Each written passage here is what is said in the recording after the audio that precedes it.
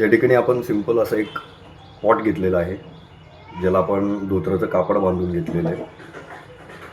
आता यामध्ये आपण पाणी ॲड करणार आहोत आणि पाणी ॲड केल्यानंतर हे पाणी थोडं बॉईल व्हायला आपण ठेवणार आहोत.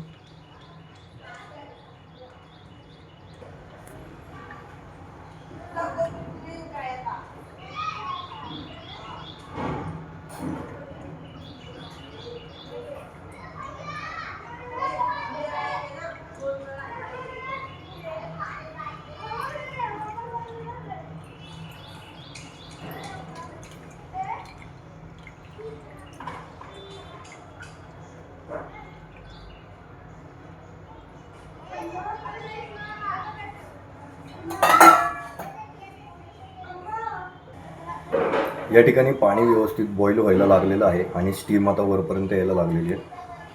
आता आपण या ठिकाणी थोडंसं एक चमचाभर, चमचापेक्षा पण थोडंसं तूप असं आपण या ठिकाणी चोळणार आहोत, ज्याने इडली चिटकणार नाही.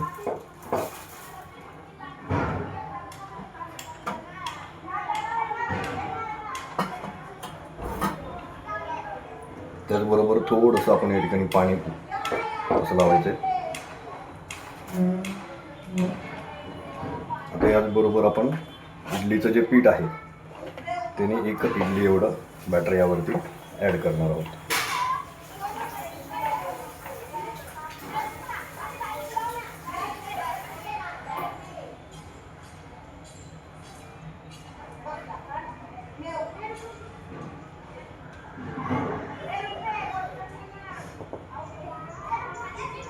आता या स्टेजला आपण इथे कव्हर करून ठेवणार आहोत.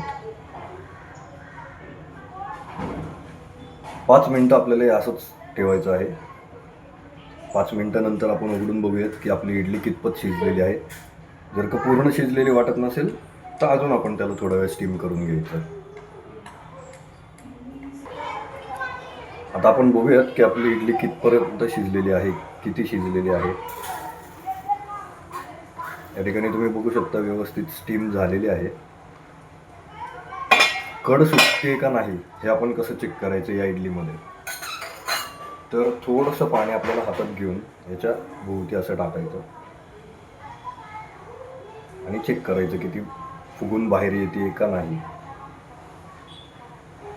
आता आपण थोडं पाणी टाकलं पण फुगून काही बाहेर आलेली नाही आहे, म्हणजे अजून थोडीफार अजून हिला स्टीम करायची गरज आहे. तर आपण अजून एक 5 मिनटं याला स्टीम करायला ठेवूया.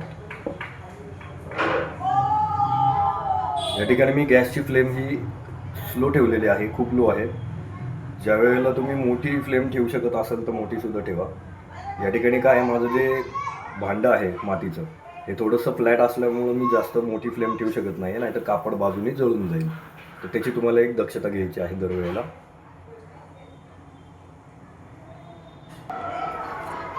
चला तर आता बघूयात आपली इडली किती शिजली आहे.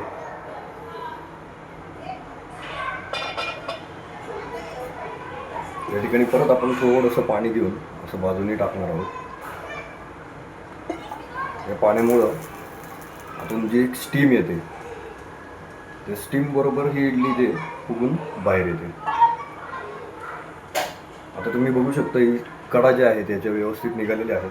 तर आपण आता ही एका प्लेटमध्ये चटणी बरोबर सर्व करणार आहोत.